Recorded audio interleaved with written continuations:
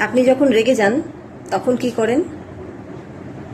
চুপ করে থাকেন, না উল্টো দিকের মানুষটার সাথে বা যে কোনো পরিস্থিতিতেই আপনি রেগে গেছেন সেখানে সেই পরিস্থিতির সঙ্গে খাপ খাওয়ানোর জন্য ঝগড়া চেঁচামেচি করেন বা চিৎকার চেঁচামেচি করেন?